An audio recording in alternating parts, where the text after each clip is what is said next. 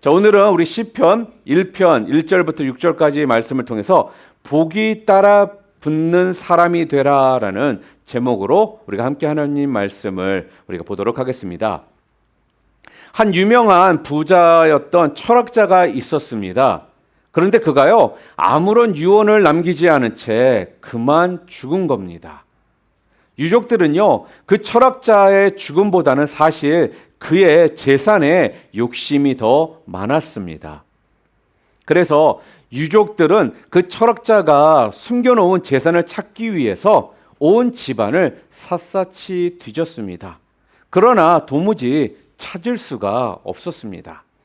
그러자 안 되겠는지 집안에 있는 값나가는 물건들을요, 가져가야겠다라고 생각하고 모두 다 하나씩 다 가져가 버렸습니다. 사랑하는 이 철학자의 죽음을 애도하고 또 슬퍼했던 사람은 오직 한 사람, 평생 그의 옆에서 열심히 그를 도왔던 그 집의 집사뿐이었습니다. 모두가 다 값나가는 건 가져가 버리고 아무것도 없이 텅 빈 집에는요, 아주 오래전 이 철학자가 쓴 아주 두꺼운, 아무도 읽을 엄두도 내지 않는 철학책 한 권뿐이었습니다. 그 집사는요, 그 철학자를 그리워하면서 그래도 그가 쓴 책이라도 한번 읽어보자 그러고는 그 두꺼운 책을 읽어 내려가기 시작했습니다.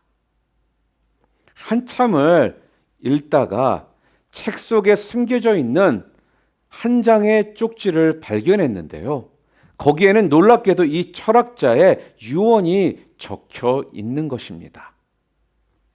이 책을 읽는 자가 가장 나를 사랑하는 자니 나의 모든 재산을 그에게 주노라.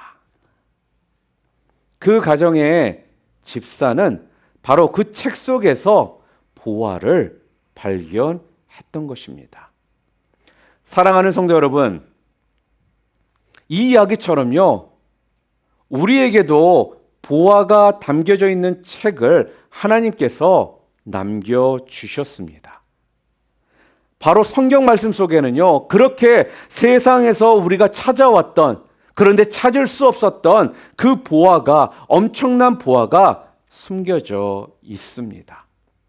어느 누구도 발견하지 못하는 이 엄청난 보화가요, 그 속에 숨겨져 있다라는 것입니다.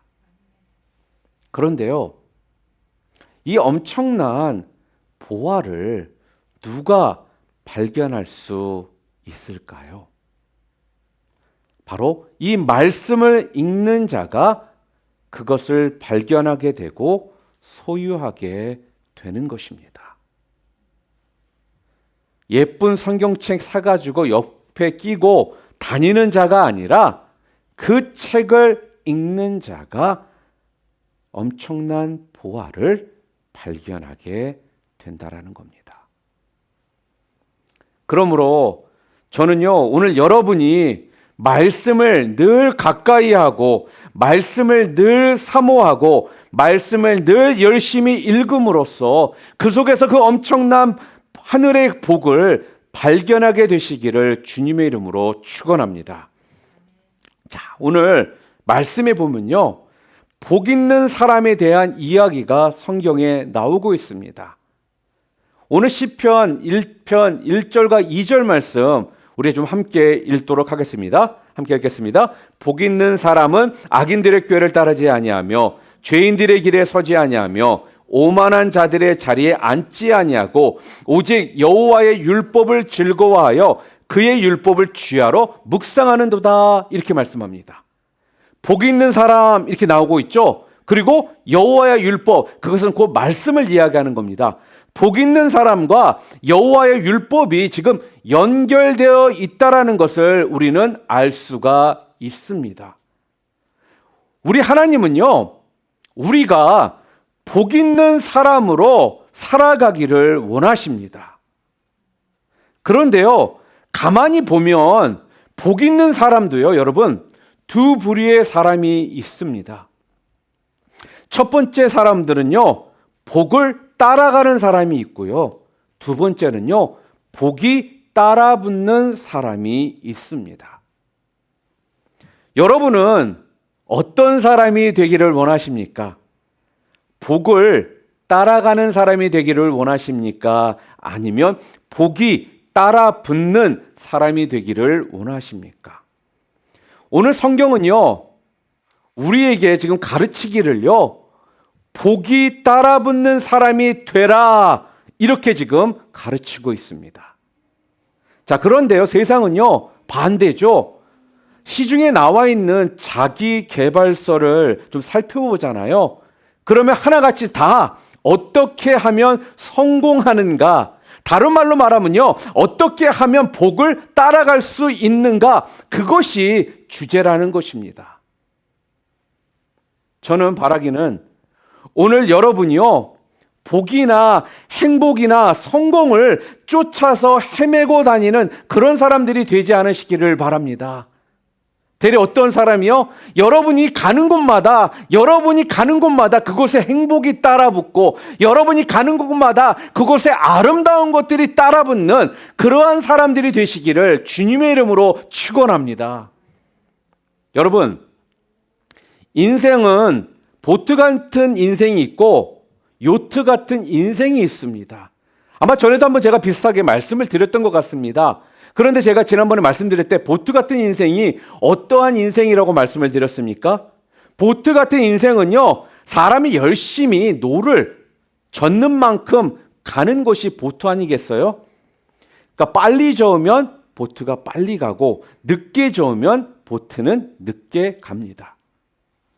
열심히 많이 저었잖아요. 그럼 멀리 가고, 힘들어서 좀 쉬어야겠다라고 하면은 그 보트는 멈춰 섭니다.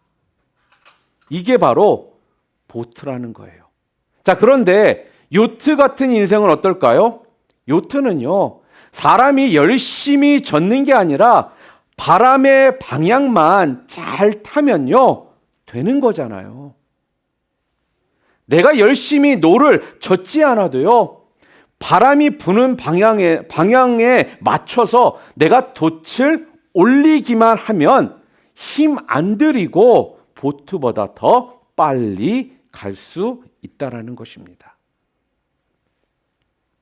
여러분, 보트 같은 인생이 되실래요? 아니면 요트 같은 인생이 되실래요?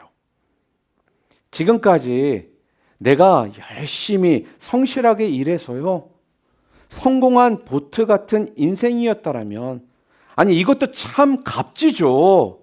제가 값지지 않다라는 것이 아닙니다. 제가 틀렸다라는 것이 아니에요. 그런 삶이요. 그러나 여러분과 저는 어떤 사람들입니까? 예수를 믿는 사람들이잖아요. 예수 믿잖아요. 그러니까 이제는요, 성경님이 우리의 인생에 불게 하시는 그 순풍에 그냥 돈만 올리기만 하면 내가 한 노력 이상으로 달려갈 수 있는 그런 삶을 우리가 살아야 되지 않겠느냐 하는 것입니다. 사랑하는 성도 여러분, 우리가요, 이런 인생을, 요트 같은 인생을 우리는 살아갈 수 있는 사람이라는 거예요. 자, 그러려면 복을 쫓아다니는 것이 아니라 복이 따라붙게 만드는 인생이 되려면, 보트 같은 인생이 아니라 요트 같은 인생이 되려면 그 비결이 도대체 무엇이냐 하는 겁니다. 그 비결이 도대체 무엇일까요? 오늘 시편은요, 1편을 통해서 우리들에게 그 비결을요, 정확하게 말씀해 주고 있습니다. 첫 번째 그 비결은요, 말씀의 기준대로 살아야 된다라는 것입니다. 다른 것이 아니라는 거예요. 오늘 말씀 본문에서 보니까 제가 앞부분에도 말씀드렸던 것처럼 복과 여호와의 율법이 연결이 되어 있잖아요. 무슨 말씀입니까, 이게? 복이 따라붙는 사람이 되는 비결은요, 내가 얼마나 하나님의 말씀을 사모하는가, 내가 얼마나 하나님의 말씀을 가까이 하고 그 말씀의 기준대로 살아가고 있느냐, 거기에 달려 있는 것입니다. 오늘 시편 1편을 다시 한번 좀 볼까요? 1절 말씀, 복 있는 사람은 악인들의 꾀를 따르지 아니하며 죄인들의 길에 서지 아니하며 오만한 자들의 자리에 앉지 아니하고, 이렇게 말합니다. 자, 여기에서 악인, 죄인, 오만한 자가 나오는데 도대체 악인은 어떠한 사람을 악인이라고 말하고 있을까요? 악인은 한마디로 말하잖아요. 악인은요, 삶의 기준이 없는 사람이 악인이라는 겁니다. 왜 기준이 없어요? 순간순간 잔꾀로, 잔머리로 사는 사람이 도대체 무슨 기준이 있겠습니까? 그냥 잔머리 굴려서 그때그때 나에게 이익이 된다라면 순간 금방 안면 깔아버리는데, 기준 없이 살았던 사람들의 대표적인 사람들이 언제냐? 사사기 시대의 사람들이 아니겠습니까? 사사기 시대 사람들은요, 내게 이익이 된다 그러면요, 하나님을 섬기는 사람인데도 불구하고요, 그게 무슨 우상이든지 가리지 않고 막 섬겼습니다. 그래서 성경에 사사시대의 그 특징을 이렇게 표현하고 있잖아요. 뭐라고 말하느냐? 그때의 이스라엘의 왕이 없으므로. 여러분, 왕이 진짜로 없었어요? 아니죠. 이땐 하나님이 왕이었습니다. 하나님의 말씀이 엄영이었다라는 거예요. 그런데요, 이들이 왕이 없었으므로 사람이 각각 그 소견에 옳은 대로 행하였더라, 이렇게 말합니다. 무슨 말씀입니까? 하나님의 말씀이 없으니까요, 지 멋대로 행하더라는 거예요. 지 멋대로 살아가는데 그런 사람들이 잘 살 수 있겠습니까? 어린 반푼어치도 없습니다. 여러분, 성경은요, 약 3,500년 전 모세로부터 약 1,900년 전 사도 요한까지 한 1,600년의 시간에 걸쳐서 기록된 하나님의 말씀입니다. 이 66권의 책들은요, 신성한 계시인 정경, 곧 영어로는 캐논이라고 우리가 하는데요, 이 캐논이라는 이 단어의 뜻은요, 무슨 뜻을 가지고 있느냐? 기준, 그런 뜻을 가지고 있습니다. 그러니까 성경은요, 우리에게 뭐를 가르쳐 준다고요? 기준을 가르쳐 준다라는 거예요. 여러분, 우리가 성경을 가까이 하고 묵상하고 듣고 읽고 하다 보면요, 기준도 방향도 없이 살았던 내 삶이 왠지 그때부터 기준이 딱 잡히고요, 뭔가 방향이 잡히는 걸 우리는요 다 경험하지 않았습니까? 그래서 악인이 아닌 복 있는 사람이 되려면요, 말씀의 사람이 되어야 하는 겁니다. 말씀의 사람이 되면요, 그때부터 균형이 잡히고 또한 기준이 생기는 겁니다.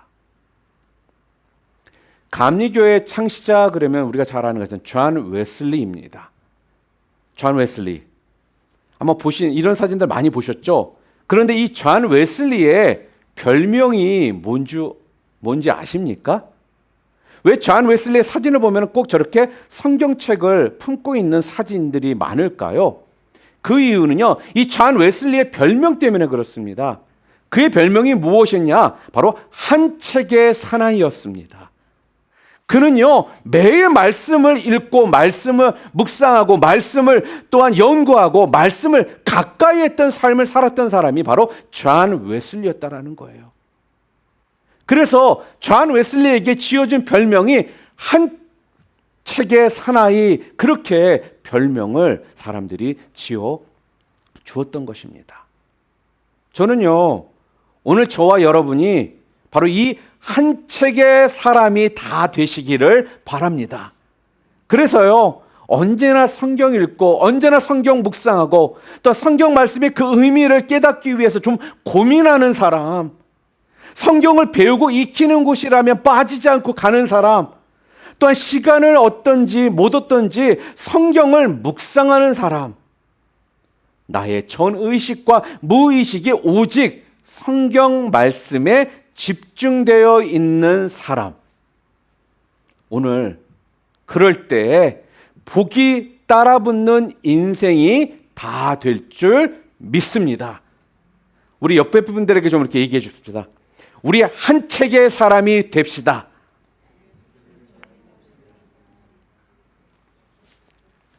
여러분, 매년 세상에서 가장 많이 팔리고 있는 스테디셀러가 무엇인지 아십니까? 맞습니다. 성경입니다. 그런데요, 세상에서 가장 많은 사람들이 가지고 있으면서도 가장 안 읽는 책 또한 성경이라는 이 부끄러운 사실을 여러분 알고 계시나요? 저는요, 우리 교회 성도님들은요, 아무도 그 중에 포함되지 않으리라 믿습니다. 또한 그 다음에 악인 다음에 죄인이 나오잖아요.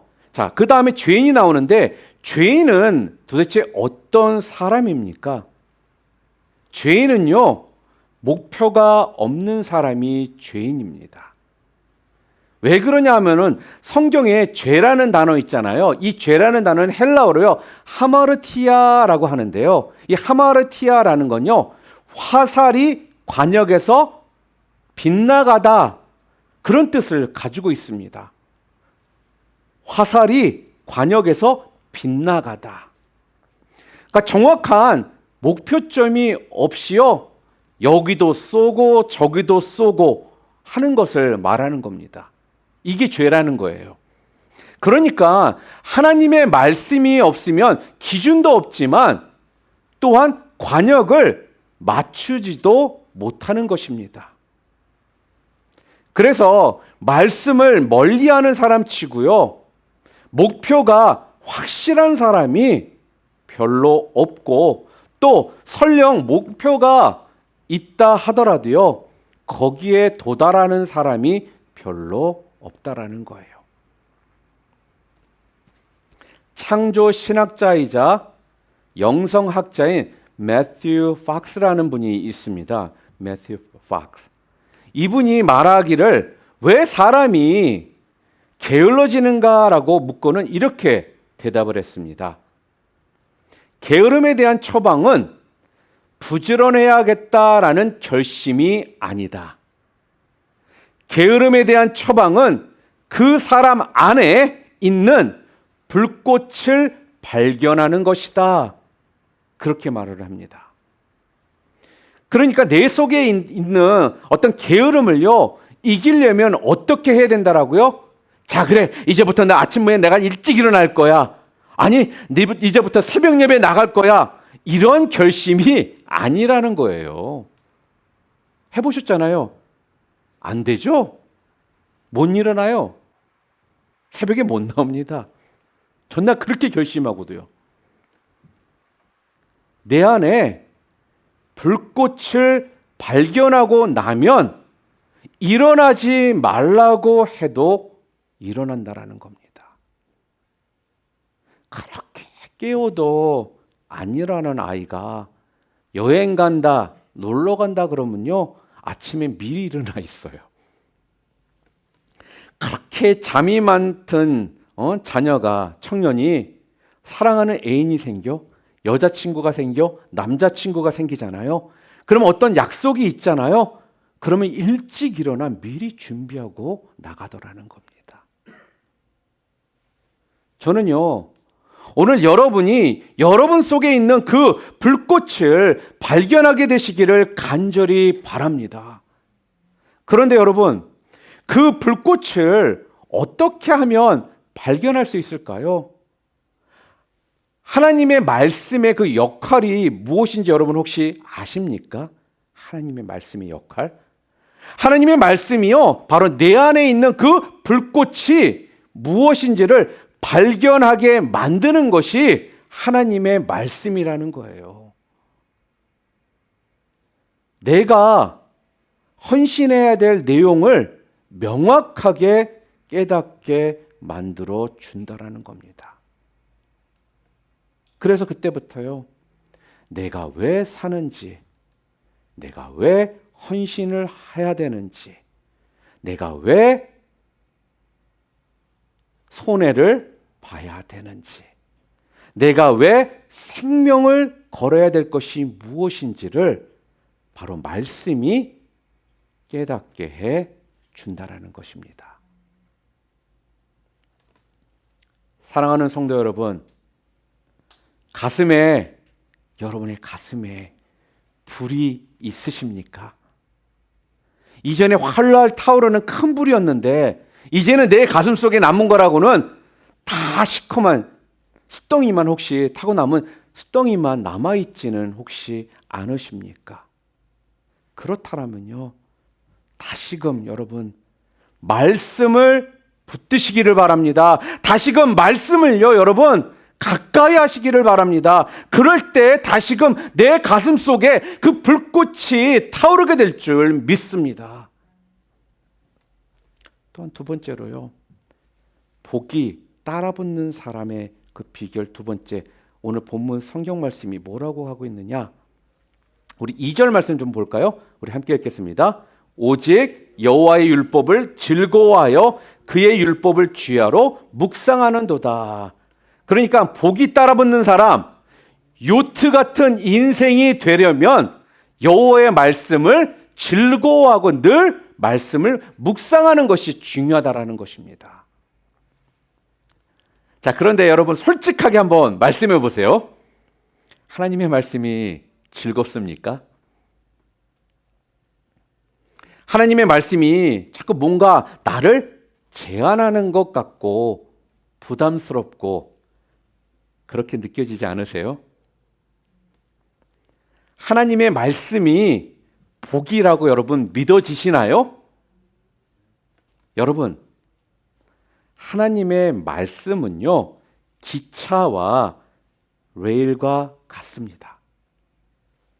기차가 레일 위를 달려야 자유롭지, 그 레일을 떠나면요, 그건 탈선이고 더 나아가 대형 사고가 난다라는 거예요. 레일은요, 기차에게 있어서 그게 자신을 제한하는 것 같고 부담이 되고 그렇거든요. 그러나 기차는요, 반드시 레일 위를 달려야 하고 또 레일 위에 있기 때문에 더 빨리 안전하게 가는 것입니다. 여러분, 하나님의 말씀이 우리 인생의 레일입니다. 우리는요, 그 위를 달려야 하는 것입니다. 여호와의 율법을 즐거워한다 그랬는데요, 여러분 여기서 즐거워한다라는 게 어떤 뜻일까요? 이 뜻은요, 마음이 온통 한 곳에 쏠려 있다라는 뜻입니다. 마음이 온통 한 곳에 쏠려 있는 것, 그것이 즐거워한다라는 뜻이에요. 우리가 사랑을 하잖아요. 다들 사랑해 보셨죠? 그랬으니까 결혼도 하셨을 거고 또한 데이트도 하고 있는 것일 테니까요. 우리가 사랑을 하면요, 마음이 다 온통 그곳에만 가 있지 않습니까? 그 상대방을 향해서만. 그랬으니까 여러분들이 결혼하셨고 지금 살고 계시는 거잖아요. 어쨌든 말씀을 읽고 싶고 듣고 싶고 말씀을 깨닫기를 원하고 밤낮 보고 싶고 궁금하고 말씀에 온통 생각을 빼앗겨 버리는 것이, 그것이 즐거워한다라는 겁니다. 한번 생각해 보세요. 여러분들이 데이트를 하실 때 방금 전에 만났는데도 뒤돌아서 가다 보면 또 보고 싶잖아요. 그 상대방을 생각하면 마음이 콩탕콩탕거리고 왠지 웃음이 나오고 기쁘고 즐겁지 않습니까? 그리고 우리가 본인들은 잘 모르는데 사랑을 하고 있으면요, 그 사람들의 눈들을 보잖아요. 그럼 눈이 반짝반짝거립니다. 상대방을 향해서. 그래서 그 눈에는 하트 모양이 거기에 비친다라고 우리가 그렇게도 얘기하잖아요. 우리가요, 이렇게 말씀을 보면서 눈이 반짝반짝거리고 가슴이 뛰고 그냥 미소가 퍼지고 왠지 가슴이 뿌듯하고 부자가 된 것 같은 그 기분, 이게 바로 말씀을 즐거워하는 겁니다. 오늘 저는요, 여러분에게 이런 말씀을 즐거워하는 은혜가 있기를 간절히 소망합니다. 여러분, 이 성경 말씀이요, 재밌어지시기를 바랍니다. 여러분, 더 성경 말씀을 사랑하시기를 바랍니다. 혹시라도 말씀이 좀 지겹고 말씀이 부담스럽게 여겨지시는 마음이 있다라면 그 모든 마음들 다 사라지기를 바랍니다. 이건요, 바로 심령이 병든 거거든요. 여러분, 우리가 아프면 어떻습니까? 입맛이 있으세요? 없으세요? 입맛이 없어요. 맞아요. 먹기 싫어지잖아요. 우리가 아프면.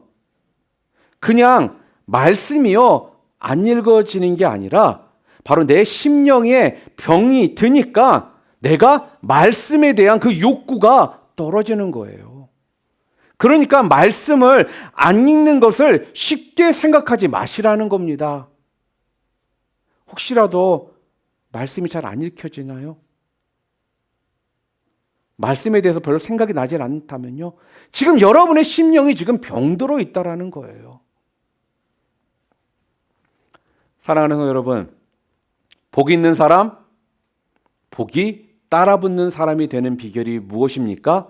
바로 하나님의 말씀입니다.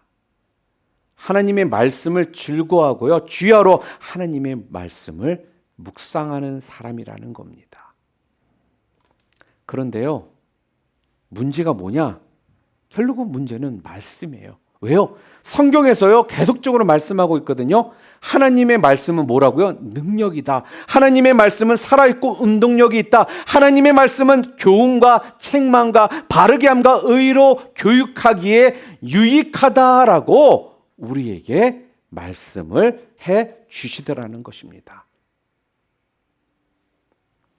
제가 6월을 시작하면서 하나님께서 제게 좀 강력하게 주신 마음이 뭐냐면요, 참 여러 가지로 지금의 상황 가운데서 하나님이 자꾸 주시었던 마음이 말씀이 능력이다라는 거예요. 어떻게 하면 성령 충만한 교회가 될 수 있을까? 이런 생각을 하는데 성령 충만한 교회는요, 다른 데 있지 않다라는 겁니다. 바로 말씀 충만한 교회가 성령 충만한 교회라는 거예요. 사람을 변화시키는 능력, 우리 가끔씩 저 사람 좀 변화됐으면 좋겠다. 다른 데 있지 않다라는 것입니다. 사람을 변화시키는 능력이 뭐냐고요? 바로 말씀이에요. 말씀을 읽을 때 그 사람이 정말로 변화되더라는 것입니다. 지난 1년 3개월 동안 코로나로 인해서요, 참 많은 분야에서 모든 것들이 좀 중단되고 우리가 어찌 본다면 좀 제한된 삶을 우리가 살았습니다. 그러다 보니까 여러모로요, 우리도 모르게 좀 게을러져 있고 또 소극적인 삶을 우리가 살아가고 있더라는 거예요. 그냥 좋은 게 좋은 거다라는 생각 가운데 대충 이렇게 살면 되지 않을까라는 이런 막연한 생각들만 가지고 우리가 살고 있더라는 것입니다. 그런데 이제는요, 코로나로부터 우리가 좀 벗어나야 된다는 거예요. 지난 1년 3개월 동안 코로나라는 이 팬데믹 기간 때문에 우리가 제한된 삶, 게으른 삶, 소극적인 삶을 살았다면 이제는요, 캘리포니아가 6월 15일부터 리오픈이 됩니다. 리오픈이 되는 것처럼요, 이제 우리도요, 좀 어떻게 해요? 다시금 정비를 할 때가 되었다라는 거예요.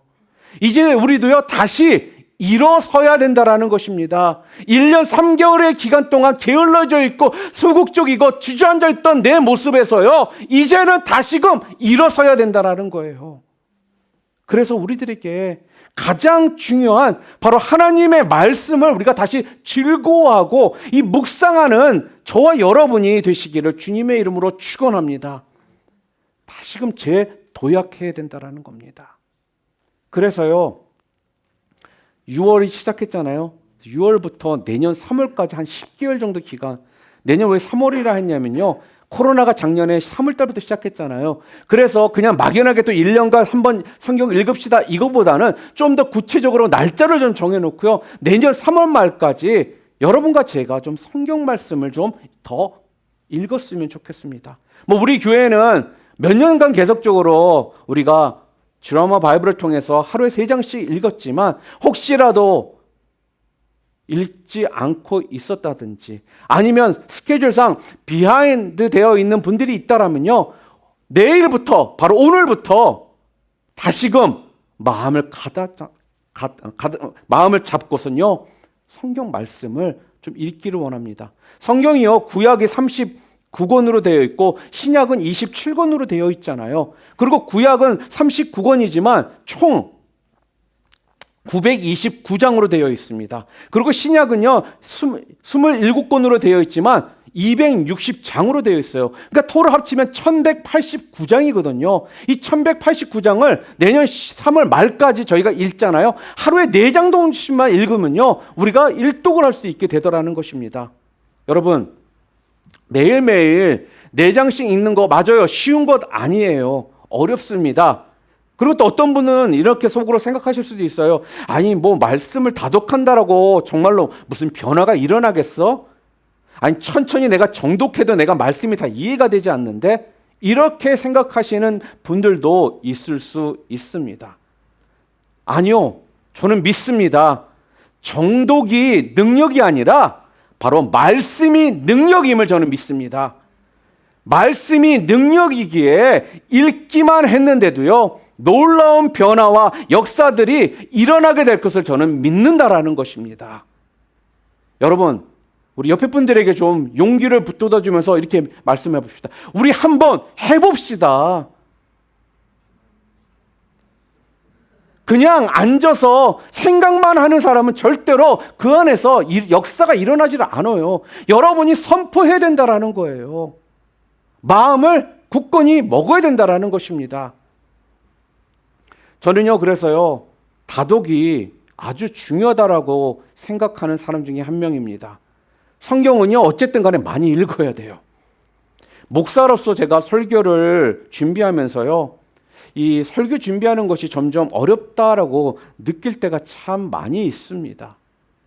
그런데 그 이유를 제가 깨달았습니다. 저도 제가 바쁘다는 핑계로요, 옛날만큼 성경을 읽지 않는다라는 것을 알았습니다.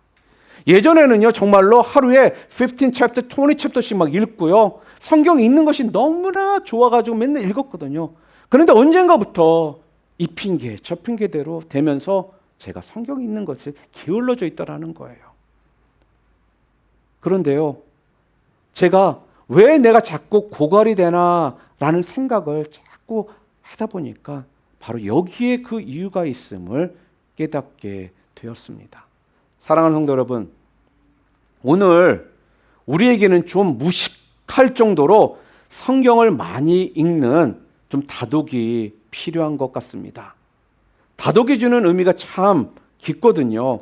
여러분, 갓난 아이들은요, 하루에 자기 몸무게의 25% 정도의 양을 먹는다라고 합니다. 진짜 엄청난 양을 먹는 거예요. 우리가 암만 돼지 그래도 갓난 아기만큼 돼지가 없습니다. 그냥 마구 먹습니다. 먹고 싸고. 한번 생각해 보세요. 여러분 가운데 몸무게가 한 150파운드 정도가 여러분이 되신다고 생각해 보세요. 그런데 150파운드의 4분의 1이니까 37.5파운드 정도를 여러분이 매일 그 음식을 먹는다 한번 생각해 보시기를 바랍니다. 여러분, 이게 인간입니까? 아무리 먹보라 해도 그렇게 많이 먹을 수는 없잖아요. 그런데요, 아기들은 그렇게 먹더라는 겁니다. 40파운드쯤 되는 아이가 10파운드를 먹어 치웁니다. 그러니까요, 엄청나게 잘하는 거예요. 먹는 만큼 잘하는 겁니다. 여러분, 우리도요, 우리의 영혼이 잘 자라기 위해서는요, 이렇게 먹어야 한다라는 거예요. 제 욕심 같아서는 하루에 100장씩 여러분들에게 읽으라고 싶지만 하루에 적어도 4장씩 여러분들이 좀 읽으시기를 바라요. 일주일 돼봤자 28 chapters, 28장도밖에 되지 않거든요. 성경을 읽고 성경을 끊임없이 먹을 때 우리의 영혼은요, 그때부터 마구마구 자라게 되는 것입니다.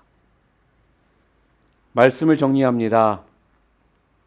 오늘 본문의 말씀을 통해서 좀 말씀을 정리하도록 하겠습니다. 우리가 말씀을 사모하고 말씀의 사람이 될 때 어떻게 되느냐? 오늘 본문에 나와 있거든요. 3절 말씀 우리 함께 읽겠습니다. 그는 시냇가에 심은 나무가 철을 따라 열매를 맺으며 그 잎사귀가 마르지 아니함 같으니 그가 하는 모든 일이 다 형통하리로다. 말씀의 사람은 어떻게 된다라고요? 다 형통하게 될 것이다라는 거예요. 그 다음 4절 말씀 함께 읽겠습니다. 악인들은 그렇지 아니하미요 오직 바람에 나는 겨와 같도다. 말씀을 떠난 악인은 바람에 나는 곁골, 쭉종이 꼴이 된다라는 거예요. 마지막으로 6절 말씀 함께 읽겠습니다. 무릇 의인들의 길은 여호와께서 인정하시나 악인들의 길은 망하리로다. 여러분과 제가요, 하나님의 말씀을 따라 살 때 하나님께서 인정하는 삶이 된다라는 겁니다. 사랑하는 성도 여러분, 하나님께 인정받고 형통하고, 아니 복을 쫓아다니는 것이 아니라 복이 따라붙는 사람이 되는 비결이 바로 하나님의 말씀에 있음을요, 여러분 명심하시고 말씀에 여러분의 좀 인생을 거는 복된 종들 다 되시기를 주님의 이름으로 축원합니다.